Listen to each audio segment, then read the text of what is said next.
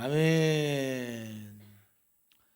오늘은 이 말씀을 통해서 믿음이 좋은 사람이라는 제목으로 함께 은혜를 나누겠습니다. 오늘 본문 말씀은 천사가 아브라함에게 찾아온 사건입니다. 제가 오늘 본문 말씀을 묵상하면서 아브라함이 믿음의 조상이 되는 과정, 훈련받는 과정이지만 오늘 본문 창세기 18장은 특별히 아브라함의 참 좋은 믿음의 모습, 우리가 꼭 본받고 싶은 그러한 모습들이 있어서 우리 함께 아브라함의 그 신앙을 통해서 우리가 은혜 받고 도전받기를 원합니다. 많은 사람들이 믿음이 성장하기를 원하고 기대하고 있고, 그래서 기도 제목 중에 대부분 나의 믿음 성장을 위해서 기도해 달라는 그런 기도 요청도 많이 하는데, 우리가 믿음이 성장하기 위해서 무엇이 필요한지 우리가 좀 구체적으로 알고 기도하는 것이 필요합니다. 그래서 오늘 아브라함을 통해서 이 세 가지가 여러분들이 좋은 믿음을 갖기 위해서 좀 구체적으로 생각하고 기도하는 내용이 되기를 간절히 바라는 마음으로 함께 말씀을 나누겠습니다. 여러분, 첫 번째 믿음이 좋은 사람은 어떤 특징이 있느냐면은, 이 믿음이 좋은 사람은 영적으로 민감성이 있어요. 여러분, 영적인 민감성, 하나님이 일하고 계시구나, 하나님이 나에게 지금 말씀하고 있구나, 이런 영적인 민감성을 가질 때 여러분들이 좋은 믿음을 가질 수가 있어요. 특별히 오늘 아브라함은 세 명의 사람들이 오는 것을 바라보면서 저 사람들은 하나님이 보내준 천사다라는 것을 직감적으로 알아보는 그런 영적인 민감성이 있었어요. 1절 말씀에 보면은 여호와께서 마므레와 상수리 나무들이 있는 곳에 아브라함에게 나타나셨다. 하나님께서 아브라함에게 나타나셨다 그래요. 근데 아브라함에게 나타나시는 방법은 천사들을 통해서 나타나셨죠. 날이 뜨거울 때에 그가 장막문에 앉아 있다가 눈을 들어본즉 사람 셋이 맞은편에 서 있는지라. 사람 세 명이 맞은편에 서 있는 걸 봤어요. 근데 그 맞은편에 서 있는 그 사람들이 그냥 일반적인 사람들이 아니라 하나님께서 나에게 보내주신 특별한 천사다라는 것을 아브라함이 직감적으로 알아봤어요. 그래서 그가 그들을 보자 곧 장막문에서 달려나가 영접하여 몸을 땅에 굽혀 이르되 내 주여, 내가 주께 은혜를 입었사오면 원하건대 종을 떠나 지나가지 마옵소서, 이렇게 요청을 해요. 그러니까 아브라함이 이 사람들이 하나님이 보낸 천사라는 것을 직감했다라는 것을 먼저 달려가서 영접해서 몸을 땅에 굽혔지요. 존경하는 마음을 표현했어요. 그냥 일반적인 사람이면 달려가서 그 영접만 하면 되잖아요. 근데 땅에 굽혀서 이 사람은 하나님이 보내준 사람이다라는 존경의 마음을 표현했지요. 그리고 이르되 내 주여, 내가 주께 은혜를 입었사오면, 이런 표현을 합니다. 이런 거 볼 때 아브라함이 이 사람들은 하나님 보낸 천사다, 이런 걸 알아봤습니다. 여러분, 지금도 천사는 역사합니다. 우리가 천사를 경험하지 못하는 것은 천사가 지금 없기 때문에 경험하지 못하는 게 아니고 우리가 알아보지 못하기 때문에 경험하지 못합니다. 지금도 천사는 꿈을 통해서도 역사하고 또 초자연적인 경험을 통해서도 역사하고 또 이렇게 오늘 본문에 있는 것처럼 사람을 통해서도 우리들에게 천사가 나타납니다. 우리가 이 천사에 대한 오해 중에 하나는, 우리가 이 그림을 보면 천사하면 어떻게 그립니까? 항상 이게 날개를 이렇게 그려가지고 이게 천사구나. 그래서 천사가 되려면 날개를 그려야 이 사람이 천사가 돼요. 근데 사실 뭐 천사가 날개가 있고 그러질 않습니다. 여러분, 천사라는 그 뜻 그 자체가 뭐냐면은 하나님의 일꾼으로서 하나님의 메시지를 전하는 메신저입니다. 한번 따라합시다. 천사는 메신저이다. 그러니까 오늘 우리들은 하나님께서 우리들에게 말씀을 전하는 것은 여러분 안에 계신 성령님께서 여러분 안에 직접 말씀하십니다. 또 하나님께서 수많은 선지자, 말씀을 증거하는 사람을 통해서 하나님께서는 말씀을 전하십니다. 그러니까 성경이 기록된 이유보다는 성경이 기록된 이전에 천사들이 더 많이 활동했을 가능성은 큽니다. 왜냐하면 지금은 하나님께서 우리들에게 말씀하실 수 있는 여러 가지 방법들이 많죠. 성경도 있고 이런 설교할 때마다 설교를 목사님을 통해서 듣는 이런 구조들이 있기 때문에 우리들은 끊임없이 하나님 말씀을 들을 수가 있어요. 근데 성경이 기록되기 이전에는 그렇게 하나님의 말씀을 들을 수 있는 그런 채널들이 많지 않았죠. 그러니까 지금보다 아마 천사가 더 많이 활동했을 거예요. 그렇다고 해서 지금도 천사가 활동하지 않는 건 아니에요. 지금도 메신저로서 굉장히 위급하고 급할 때 천사가 지금도 여러분들에게 일하고 있고 나타나고 있습니다. 천사가 메신저라는 것은 먼저 마태복음에 보면은 예수님께서 탄생하실 때에 마리아에게도 그렇고 요셉에게도 그렇고 천사가 나타났죠. 이 일을 생각할 때에 주의 사자가 현몽하여 이르되, 그러니까 천사가 현몽했다. 어떻게 나타났습니까? 꿈으로 나타났죠. 꿈으로 나타나서 다윗의 자손 요셉아, 내 아내 마리아 데려오기를 무서워하지 말라.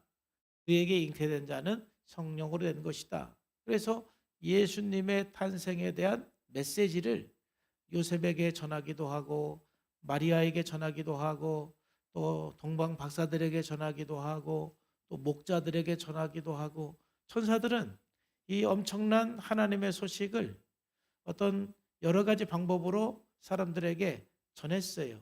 이게 천사가 하는 일입니다. 오늘 아브라함에게 나타난 천사는 사람의 모양으로 나타났는데 사람이 천사로서 나타나서 아브라함에게 메시지를 전하지요. 한 세 가지의 메시지를 전하는데 본문 말씀 보면 첫째는 내년 이맘때에 사라를 통해서 아들을 낳겠다라는 메시지를 천사가 아브라함에게 전합니다. 그들이 아브라함에게 이르되 내 아내 사라가 어디 있느냐? 대답하되 장막에 있나이다. 그가 이르되 내년 이맘때에 내가 반드시 내게로 돌아오리니 내 아내 사라에게 아들이 있으리라 하고 이 메시지를 전합니다.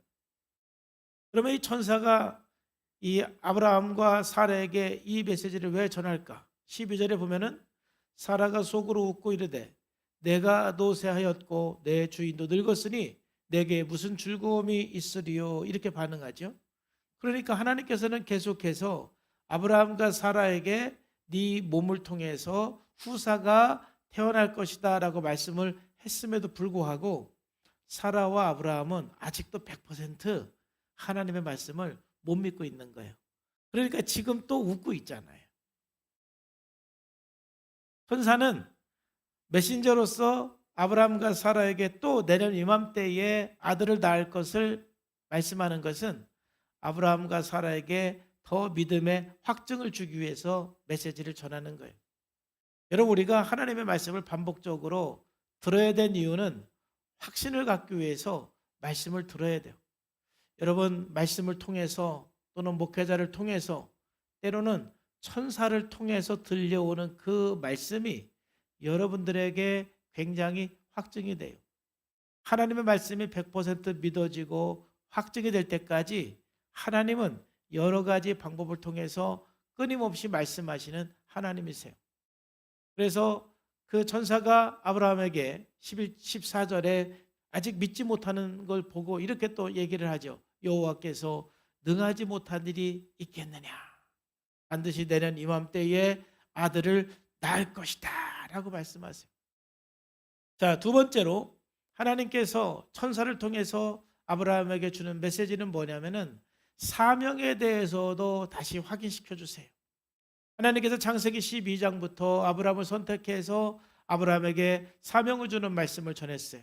그런데 저도 그렇고 여러분도 그렇지만 하나님께서 한번 사명을 받았다고 해서 그 사명을 항상 확신을 갖고 살아가는 게 아니고 중간중간에 이게 진짜 내 사명 맞나 이런 의심이 들 때도 있고 좀 확신이 안 설 때도 있어요.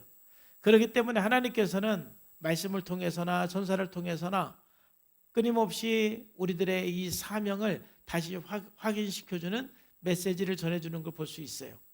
18절에 보면은 아브라함은 강대한 나라가 되고 천하 만민은 그로 말미암아 복을 받게 될 것이 아니냐. 하나님께서 아브라함을 선택한 이유는 그가 천하 만민의 복의 근원이 되게 하려고 하나님께서 아브라함을 선택하셨어요. 이건 아브라함의 사명입니다. 아브라함은 우리들의 믿음의 조상이 되어서 아브라함을 통해서 천하 만민의 복의 근원이 되는 이 사명을 아브라함은 감당했어요. 여러분, 지금도 하나님께서는 끊임없이 천사를 통해서, 말씀을 통해서 우리 사명을 확인시켜 주시는 분이다. 세 번째, 하나님께서 아브라함에게 천사를 통해서 말씀한 건 뭐냐면은 소돔의 심판에 대해서 말씀하고 있어요. 그 사람들이 거기서 일어나 소돔으로 향하였고 아브라함은 그들을 전송하러 함께 나가니라. 여호와께서 또 이르시되 소돔과 고모라에 대한 부르짖음이 크고 그 죄악이 심히 무거우니 내가 이제 내려가서 그 모든 행한 것과 과의원되게 들린 부르짖음과 같은지 그렇지 않은지 내가 보고 알려 하노라 라고 전하죠. 천사가 아브라함에게 전해야 되는 오늘의 이 메시지는 아마 이 말씀이었던 것 같아요. 소돔과 고모라가 멸망할 것을 아브라함에게 먼저 말씀하시고, 그러므로 아브라함은 소돔과 고모라에 살고 있는 자기 조카 롯을 위해서 기도합니다. 여러분, 이처럼 천사는 요셉에게도 그렇고 아브라함에게도 그렇고 이렇게 나타나셔서 하나님의 말씀을 전하는, 하나님의 메시지를 전하는 메신저가 천사예요. 그럼 지금도 제가 말씀드린 것처럼 성령님께서 끊임없이 여러분들에게 말씀하시지만 가끔 천사들이 여러분들에게 직접적으로 말씀할 때가 있어요.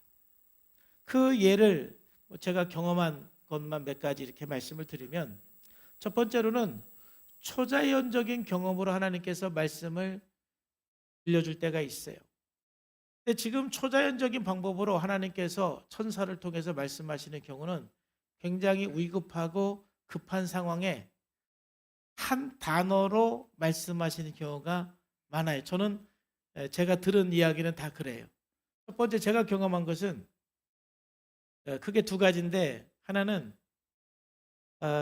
새벽에 제가 잠자고 있는데 나도 모르게 어디서 일어나라는 큰 소리를 들은 적이 여러 번 있어요. 일어나. 그래서 눈을 떠보면 집사람이 그런 줄 알았는데 집사람은 콜콜 자고 있어요. 아무도 저에게 말한 적이 없어요.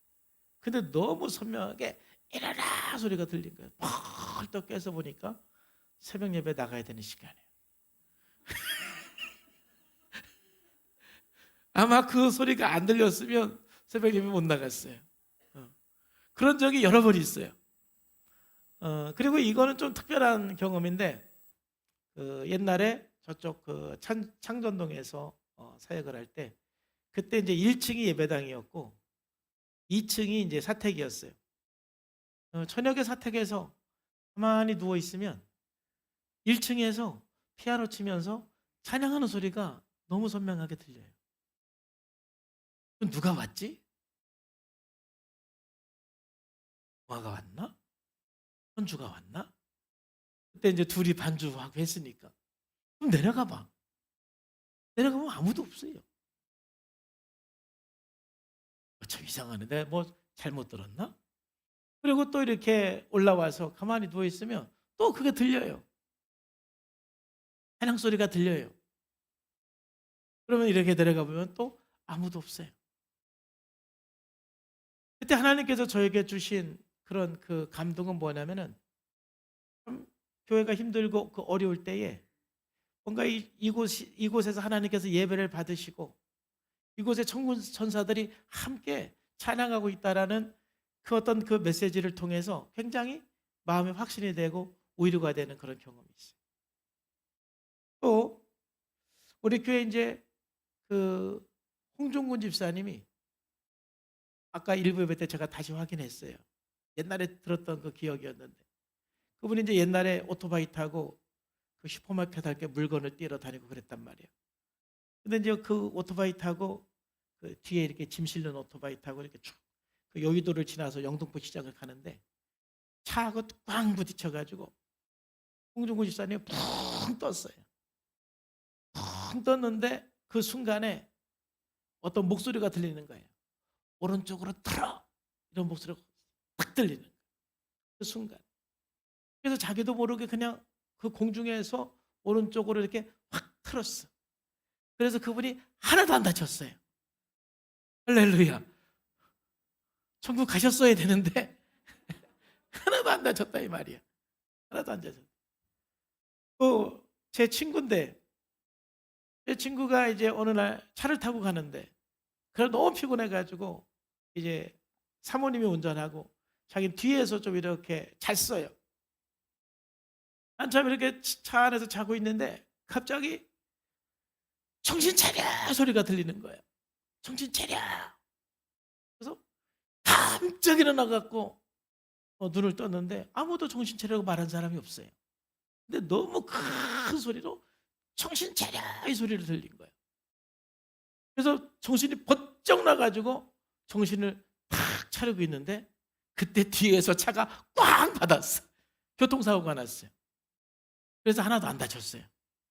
만약 그때 그냥 정신 안 차리고 있었으면은 목뼈가 나갔든지 다칠 수가 있었죠.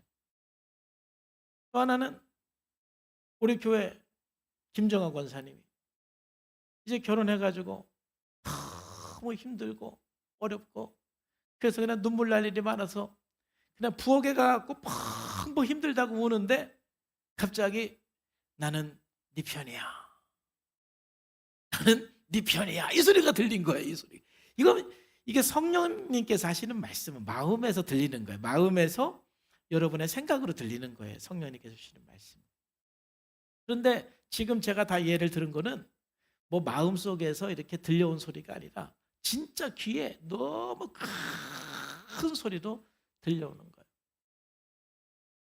그러니까 공통적으로 뭐냐면은 굉장히 위급한 상황 또는 굉장히 하나님께서 강력하게 내가 너와 함께 한다는 것을 확신을 줘야만 되는 그런 상황, 굉장히 어떤 고통이나 어떤 위급한 상황 속에서 하나님께서 그냥 뭔가 강력하게 그를 위로하거나 또 구원하기 위해서 급하게 말씀하실 때는 지금도 그렇게 천사를 통해서 강력하게 말씀할 때가 있어요. 여러분 이런 경험들은 뭐 평생에 한두 번 할 수가 있는 거예요. 아마 제 설교를 들으면서 여러분들 중에 나도 그런 비슷한 경험이 있는데 이런 분들이 굉장히 아마 여기 많을 거예요. 아니면 나는 그런 경험 없는데 경험 없어도 괜찮아요. 여러분 그렇게 위급한 일이 없었다는 얘기예요. 그리고 뭐 그렇게 강력하게 뭐 위로를 받고 그래야 될 그런 경험이 없었다는 얘기예요.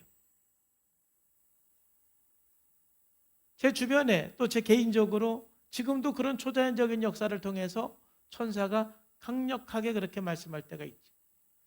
또 두 번째로는 꿈을 통해서 말씀할 때도 있어요. 저도 그런 경험이 있는데 뭐 시간이 많이 가니까 생략하고 오늘 아까 요새 이야기를 우리가 읽은 것처럼 꿈속에 천사가 나타나서 이 천사가 나타나서 말씀을 주신 것은 이거는 다 100% 내가 알아봐요. 이게 뭐지? 이게 아니라 하나님께서 너무 강력하게 그 꿈속에서 하나님의 메시지를 듣는 경우들이 가끔 있어요. 요셉처럼 마리아처럼. 그리고 세 번째로는 오늘 아브라함이 경험한 것처럼 지금도 하나님은 사람을 천사로 보낼 경우가 참 많아요. 저는 사람이 참 천사다. 이게 경험되어지고 느껴지는 사건이 참 많아요. 그중에 대표적으로 제가 사역을 하면서 제 개인적으로 가장 좀 목회의 어떤 위기 또는 신앙의 어떤 위기 그런 그 어려움을 경험을 했을 때가 1997년, 98년 그쯤인데 그때도 제가 이분들은 하나님께서 저에게 보내준 천사구나라는 것이 100% 확신했어요. 너무 감사했어요. 지금 생각해봐도 이번 설교를 준비하면서도 그분들이 생각이 나는 거예요. 그 세 분은 각각 따로따로인데 다 저보다 한 10살 많으신 분들이에요. 저 인천에 있는 김이태 목사님, 화곡동에 있었던 박유선 목사님, 저 은평구에 있었던 김택수 목사님, 전부 저보다 한 10살 많으신 분들인데, 그때 제가 참 어려웠을 때인데 그분들은 그냥 저를 친동생보다 더 사랑해서 저를 불러서 맛있는 거 사주시고, 제가 뭐 힘든 거 얘기하면은 전부 본인들의 경험을 통해서 다 들어주시고, 거기서 뭔가 이렇게 한마디 이렇게 해주시면 막 답이 찾아지는 거예요. 그리고 지금 내가 뭘 해야 되는지 막 길이 보이는 거예요. 그래서 그때 제가 너무 감격하고 감사한 것은, 힘들었지만 감사한 것은 그 세 분이 그냥 제가 힘들 때 아무 때나 연락만 하면은 오라고 그러고, 맛있는 거 사주고, 들어주고, 얘기해주고, 왜 그랬는지 몰라요. 그래도 김택수 목사님은 뭐 예전부터 알고 있었고 저에게 침례를 준 분이니까 그렇다고 치는데, 김희태 목사님이나 박유선 목사님은 생명부지 목사님들이세요. 처음 만난, 그냥 우연히 만난 목사님들인데 그냥 저를 그냥 이뻐하셨어요. 천사들이었어요, 천사들. 하나님께서 저에게 특별히 위로해 주시고 메시지를 전하시고, 그러니까 제 마음속에서 하나님께서 말씀을 해도 막 제가 못 알아들으니까 그런 세 분의 목사님을 저한테 보내주셔서 하나님이 하고 싶은 말씀을 다 저에게 하셨어요. 지금 생각해봐도 너무 감격스럽고 감사한 거예요, 그 세 분. 그 후에도 또 저에게 그 천사와 같은 사람들 많이 하나님께서 만나게 해주셨어요. 그런데 공통적으로 제가 굉장히 힘들고 위기에 있을 때 하나님은 특별한 사람을 보내주셨어요. 참 너무나 감사해요. 지금뿐만이 아니라 그때 이분은 천사였구나, 이걸 알아보는 게 영적인 민감성이죠. 제가 이길성 목사님, 우리 교회에 사역을 했던 이길성 목사님, 지금은 천국 가셨지만은 그분에게 제가 감동받은 것 중에 하나가, 뭐 그분의 모든 신앙에서 제가 다 감동받은 건 아니었지만 이 한 영역은 굉장히 감동받았어요. 뭐냐면은 그분은 이제 특별히 이사를 할 때, 그 이사를 하고 나면은, 그때 이제 그분이 또 이제 은평교회 김택수 목사님 교회를 다녔거든요. 이사하고 나면은 김택수 목사님을 초청해서 꼭 예배를 드렸는데, 그분의 고백이 그랬어요. 이사하고 나서 내가 담임 목사님을 초청해서 예배 드릴 때는 오늘 아브라함이 이 세 사람을 천사로 알아보고 천사로 맞이해서 말씀을 들은 것처럼, 그날 담임 목사님이 오실 때는 그건 하나님이 나에게 보낸 천사로서 음성을 듣는다라는 거예요. 그래서 그날 하나님께서 그 목사님을 통해서 나에게 해주시는 그 말씀을 귀담아 듣고 순종하면, 지금까지 그때까지 한 3번 정도 이사를 했는데 그 이사 예배 때 그 목사님을 통해서 하신 말씀이 다 100% 이루어졌답니다. 할렐루야. 그래서 그분은 이사할 때마다 목사님 모실 때 항상 하나님 보낸 천사라는 생각으로 극진하게 대접하고 말씀을 듣는다라는 거죠. 여러분, 제가 왜 감동받았느냐면은, 참 목사님이 신방을 해서 말씀을 전할 때 일반 성도님들은 정말 기대하는 마음으로 말씀을 듣는데, 같은 목사끼리는 그 기대감이 좀 덜 하거든요, 일반적으로. 근데 그분은 목사님이신데도 목사님이 와서 예배 드릴 때에 이분이 하나님 보낸 천사다라는 믿음을 가지고 100% 그 말씀을 받으니까 그 말씀이 진짜 하나님이 나에게 해주신 말씀이었다. 참 굉장히 개인적으로 감동받았어요.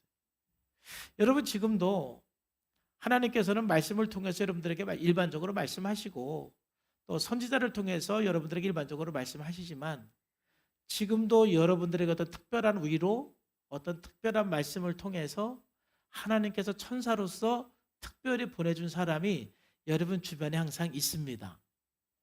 여러분 눈을 들어서 하나님께서 보내주신 천사를 알아볼 수 있는 영적인 민감성이 있기를 주님의 이름으로 축복합니다.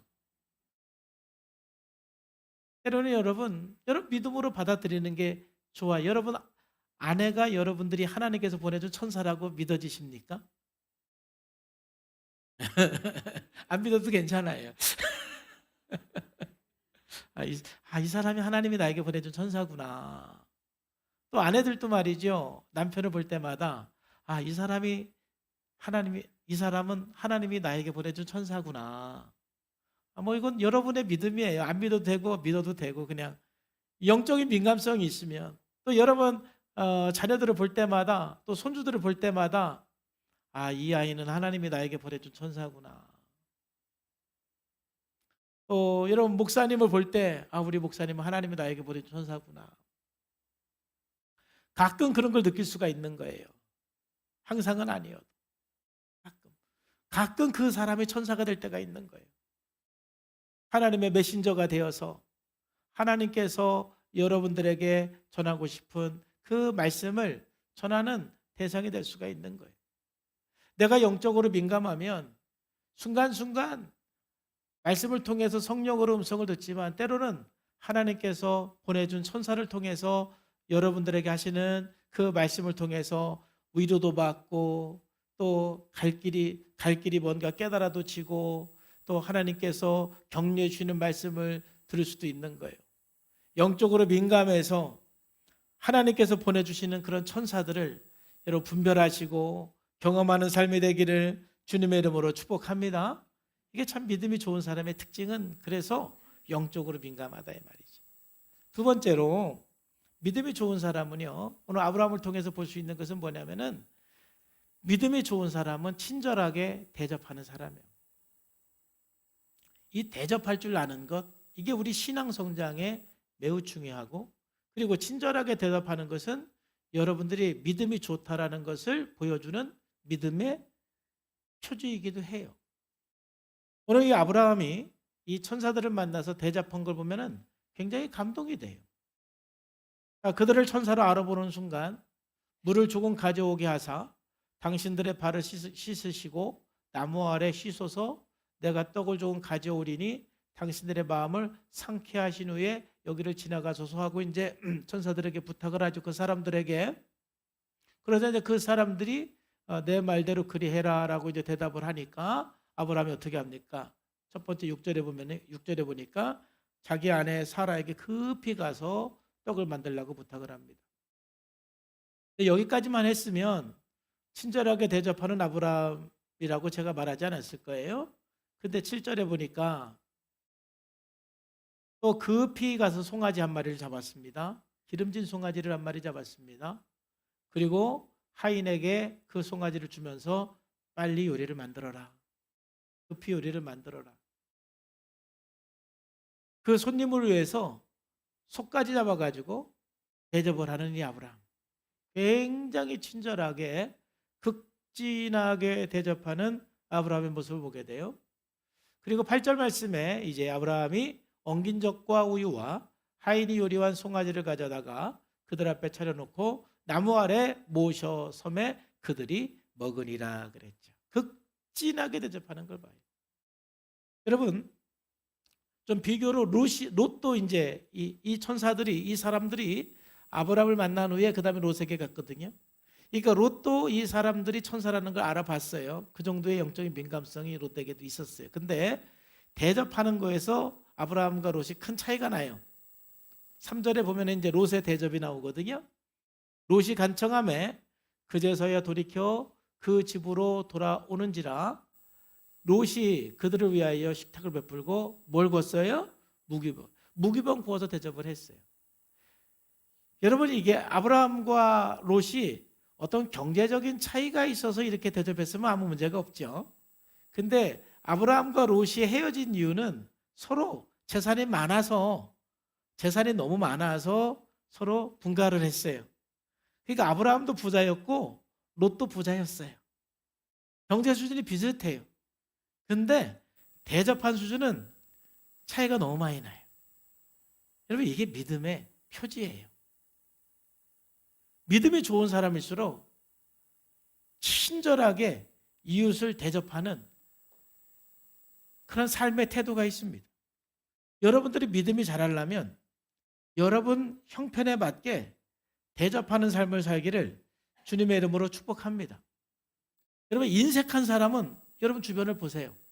인색한 사람, 그래서 대접하지 못하는 사람은 믿음이 성장하지 않습니다. 여러분 목장이 더 잘되고 행복하려면 목장의 모든 그 목원들이 서로 대접을 할 때 그 목장이 건강한 거고, 그리고 그 목장 안에서 대접하는 사람이 믿음이 잘 자라는 사람이고 믿음이 성장한 사람이에요. 그러니까 하나님 앞에 기도하면서 여러분들이 믿음을 달라고 기도할 때는 하나님, 나의 그 인색함을 깨고 대접할 수 있는, 친절하게 대접할 수 있는 그런 마음을 달라고 기도하면서 대접하는 훈련을 하기를 주님의 이름으로 축복합니다. 그래야만 여러분 믿음이 자라는 거예요. 오늘 말씀을 들으면서 여러분 두고 그동안 좀 소홀히 여겨서 대접하지 않은 사람이 생각이 나면은 대접하기를 주님의 이름으로 축복합니다. 우리 그리스도인, 믿음이 좋다라는 것은 적절하게 하나님의 말씀을 따라서 친절한 마음으로 대접하는 삶을 살아가는 거예요. 여러분, 대접하는 것이 왜 중요하냐? 왜 대접하는 것이 그렇게 믿음의 척도가 되느냐 하면은 첫 번째로는 우리 신앙생활에서 가장 중요한 것이 관계이기 때문에 그렇습니다. 하나님과의 관계, 이웃과의 관계를 잘 하는 것이 바로 신앙생활에서 가장 중요한 거예요. 그러면 여러분, 이 관계를 잘하기 위해서 가장 필요한 것은 뭐냐면은 대접을 받는 것만이 아니라 대접을 하는 사람이 관계를 잘하는 거예요. 그래서 예수님께서 우리들에게 주신 황금률이라고 그러죠. 가장 가치 있는, 가장 훌륭한 하나님의 율법, 하나님의 법, 황금률은 뭐냐면은 대접입니다. 다 같이 한번 읽어볼까요? 시작. 그러므로 무엇이든지 남에게 대접을 받고자 하는 대로 너희도 남을 대접하라. 이것이 율법이요 선지자다 그랬어요. 우리는 좋은 관계를 위해서 먼저 대접할 줄 아는 사람, 이게 황금률이에요. 하나님께서 가장 귀하게 여기는 하나님의 법입니다. 영적인 법칙이기도 하고 자연의 법칙이기도 해요.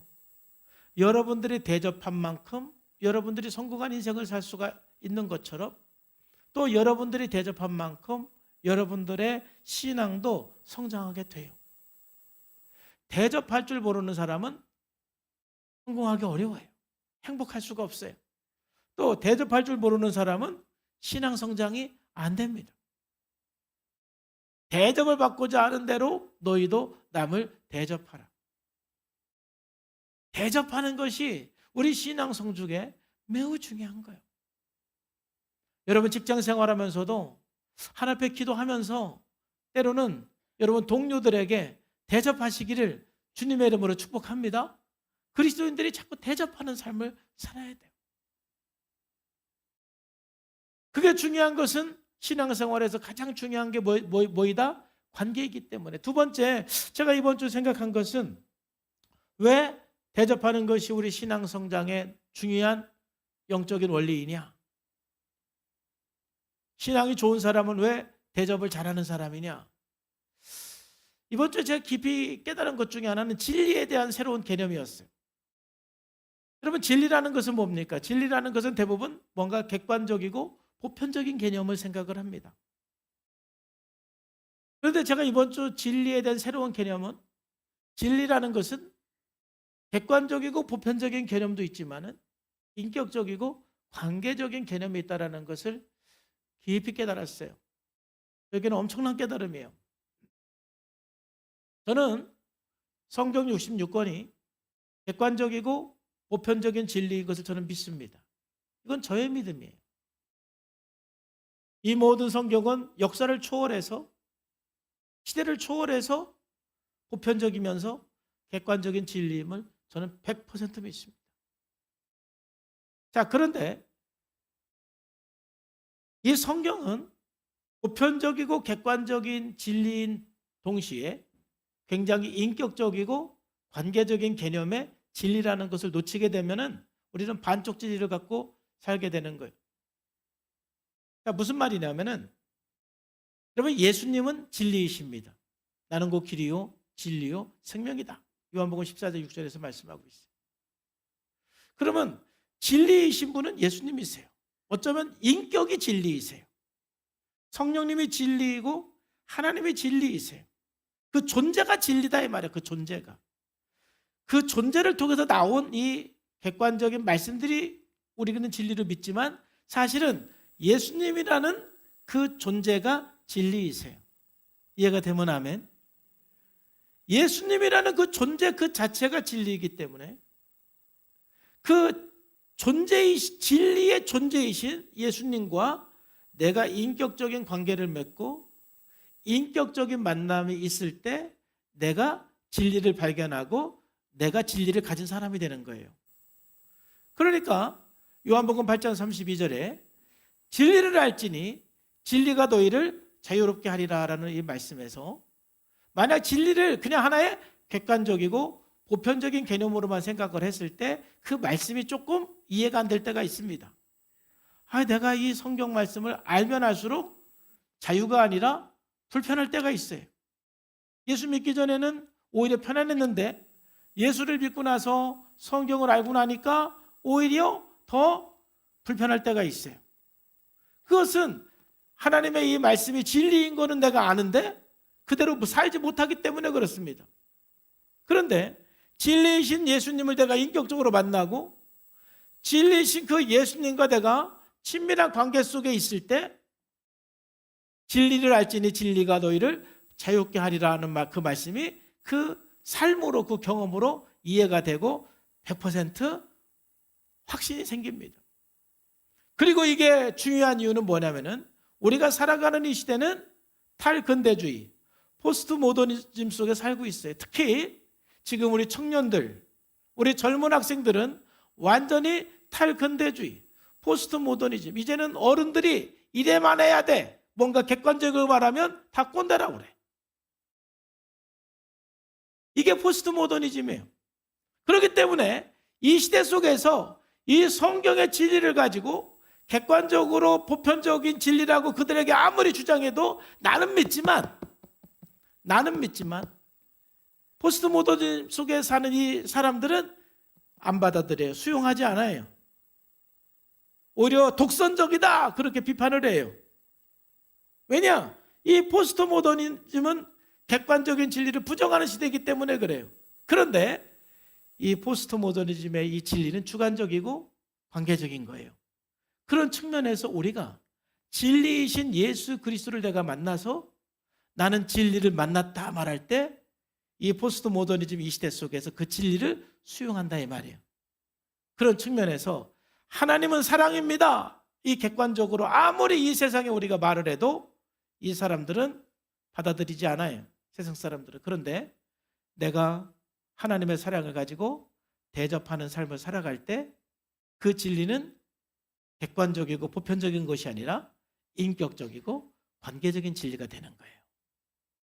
내가 친절한 마음을 가지고 하나님의 사랑을 실천할 때, 내가 진리를 내 삶으로 살아낼 때, 그래서 대접을 할 때, 내가 예수 믿는 사람을 대접하고 때로는 예수 믿지 않는 나의 VIP들을 대접할 때 하나님의 사랑을 내가 실천할 때 내가 실천하는 그 하나님의 그 말씀은 그 진리가 객관적이고 보편적인 개념을 뛰어넘어서 인격적이고 관계적인 진리가 돼버리는 거예요.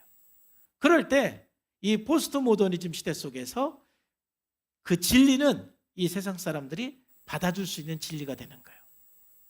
그래서 이 시대에 우리가 하나님의 사랑을 드러내고 나타나기 위해서는 말로만이 아니라 우리의 삶으로 사랑을 실천하고 대접하는 삶을 살 때 여러분이 진리 속에 머물러 있는 것이고 이 세상은 우리의 삶을 보고 진리를 볼 수가 있는 거예요. 그런 면에서 대접하는 것은 하나님의 진리를 드러내는 너무너무 중요한 우리의 삶의 태도입니다. 그래서 우리는 대접하는 삶을 살아야 돼요. 이게 믿음이 좋은 사람의 특징이에요. 그러므로 성경에서 목사의 조건, 또 우리가 목자가 되는 조건이 뭔지 아세요? 바로 대접하는 거예요. 목사가 되려면 믿음이 좋은 사람이 되어야 되죠. 그러면 디모데전서 3장 2절은 목자의 조건이에요. 목사의 조건인데 저게 다 믿음이 좋은 사람의 특징이에요. 그 중에 하나가 뭐가 들어가느냐? 대접하는 게 들어가요. 감독은 책망할 것이 없으며 한 아내의 남편이 되며 절제하며 신중하며 단정하며 나그네 대접하며 가르치기를 잘하며 나그네를 대접하는 것이 목사의 조건이에요. 믿음이 좋다라는 건 뭐냐? 친절하게 대접하는 것이 믿음이 좋은 거예요. 그래서 히브리서 13장 2절에 보면은 손님 대접하기를 잊지 말아라 그래.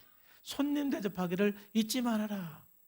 이 히브리서 기자는 아브라함을 생각하면서 이 말씀을 기록하는 거죠. 이로써 부지 중에 천사들을 대접한 이들이 있느니라.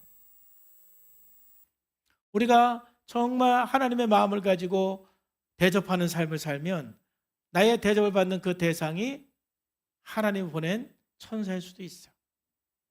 여러분 대접하려면 여러분 피해의식에서 나와야 돼요. 피해의식이 많은 사람은 대접하지 못합니다. 많은 사람들이 대접하지 못하는 이유는 이 피해의식이 강한 사람은 어떤 생각을 많이 하면은 내가 너무 대접하면 저 사람이 나를 무시할 것 같아. 내가 한번 대접하면 또 시킬 것 같고 내가 대접하면 뭔가 빼앗기는 것 같아. 이런 생각이 있는 사람은 대접을 못해요. 여러분 대접하면서 그냥 빼앗기는 것 같습니까? 한번 대접하면은 그 사람이 막 또 시켜 먹을 것 같습니까? 대접하면은 사람이 나를 무시할 것 같습니까? 그런 마음 때문에 자꾸 섬기고 대접하는 것에 머뭇머뭇거리면 여러분 신앙이 성장할 수가 없어요. 좋은 그리스도인이 될 수가 없어요. 여러분 우리 마음속에 있는 그 인색함을 십자가 앞에 못 받고 피해의식을 십자가에 못 받고 여러분 우리가 살아가는 이 세상 속에서 친절한 마음으로 대접할 줄 아는 그리스도인 되기를 주님의 이름으로 축복합니다. 우리는 심은 대로 거두는 거예요. 갈라디아서 6장 6절 말씀에서도 심은 대로 거두는 법칙이 나오죠. 근데 그 심은 대로 거두는 법칙에서 대접에 대해서 먼저 말씀하고 심은 대로 거두는 법칙을 얘기하는 거예요. 가르침을 받는 자는 말씀을 가르치는 자와 모든 좋은 것을 함께하라 그랬죠. 대접하라는 거예요. 스스로 속이지 말라. 하나님은 업신여김을 받지 아니하나니 사람이 무엇으로 심든지 그대로 거두리라. 내가 많이 심으면 많이 거두는데 여기서 심는다라는 것은 악구절을 통해서 볼 때는 대접하는 거예요. 여러분들이 믿음이 좋아지기를 원하면 대접해야 돼요. 여러분들이 더 많이 거두고 성공하기를 원하면은 대접하는 삶이 여러분의 삶의 태도가 돼야 돼요. 대접할 줄 아는 것은 참 아름다운 거예요. 저는 대학교 다닐 때 지금도 잊지 못하는 교수님의 그 말씀이 생각이 나요. 근데 그 말씀이 참 제 마음에 와닿았어요. 엄원식 교수님인데 이번에 이미 은퇴하셨어요. 구역학 교수님이셨어요. 대학생들은 그때 참 가난한 시대였잖아요. 80년대. 저희들은 대학생들이 그래도 공부 좀 하는 학생들은 그저 먹을 거 안 먹고 놀고 싶은 거 안 놀고 책을 사는 게 그래도 공부 잘하는 학생들이었어요. 저 공부 좀 한다 하는 학생들은 특히 이제 신학생들은 막 전집들이 있잖아. 전집들이. 이 전집들은 비싸거든요. 그러니까 그거 사고 싶어서 먹고 싶은 거 안 먹고 그냥 놀고 싶은 거 안 놀고 그래서 돈 모아가지고 막 전집 사고 그랬어요. 저도 그랬어요. 그거를 이제 엄원수 교수님은 너무 잘 알죠. 엄원수 교수님이 수업 시간에 학생들에게 뭐라고 하냐면 여러분들 돈 모아서 책 사고 또 5,000원 있으면 아껴서 여러분 책 사는 거는 참 학생으로서 좋은 일이지만 내가 여러분들에게 해주고 싶은 말은 5,000원 있으면 그거 갖고 책 사지 말고 친구하고 짜장면 사 먹으세요. 근데 그 말이 좀 충격이었어요. 아니 선생님이 책을 사서 공부를 하라고 해야지. 왜 그 5,000원 있으면 그거 갖고 책 살라고 하지 말고 친구하고 짜장면을 사 먹으라고 했어. 하나 이게 참 충격적이었는데 가만히 생각하면 생각할수록 그 말이 진리야 진리. 내가 먼저 대접을 할 줄 알아야 신학생으로서의 자질이 되는 거지. 그 친구한테 짜장면 하나 못 사주면서 책만 1,000권 10,000권 읽으면 뭐하냐 이 뜻이야. 지금 생각해 보니까 여러분들이 친구한테 짬뽕 한 그릇 못 사주고 짜장면 한 그릇 못 사주고 책만 많이 읽으면 그 다 소용없는 거다. 책을 많이 읽는 것도 중요하지만 먼저 대접하는 삶을 배워라. 이것을 그때 얘기해 준 거예요. 그때는 내가 이렇게까지 못 알아들었어요. 근데 어쨌든 그때 그 말이 참 저에게 울림이 있었던 건 사실이에요. 그래서 그 교수님 재미있는 교수님이거든요. 가끔 욕도 좀 하시고 잊을 수가 없는 교수님 중에 한 분이 있어요. 여러분, 그만큼 우리가 크리스찬으로서 이웃을 대접하는 것은 믿음의 척도로서 상당히 중요한 거예요. 여러분, 목장 안에서 서로 대접하고 서로 믿지 않는 사람들에게 대접하는 우리 성선의 성도들 되기를 주님의 이름으로 축복합니다. 마지막으로요, 아브라함을 통해서 우리가 배울 수 있는 게 뭐냐? 믿음의 사람은요, 다른 사람의 구원을 위해서, 다른 사람의 구원을 위해서 정말 간절히 기도할 줄 아는 사람. 우리가 믿음이 성장하려면 적어도 예수 믿지 않는 사람의 생명을 위해서 눈물로 기도하는 사람, 365일 매일 어느 한 영혼의 구원을 위해서 간절히 기도하는 사람, 그래야 여러분 좋은 믿음의 사람이 될 수가 있고 믿음이 성장할 수가 있어요. 이제 천사가 아브라함에게 소돔과 고모라가 멸망할 것에 대한 소식을 전했죠. 이 소식을 다 전한 후에 그 사람들, 천사들이죠, 그 사람들이 거기를 떠나 소돔으로 향했습니다. 그런데 아브라함은 어땠습니까? 아브라함은 집으로 가지 않고 어디에 있었어요? 여호와 앞에 그대로 서 있었어요.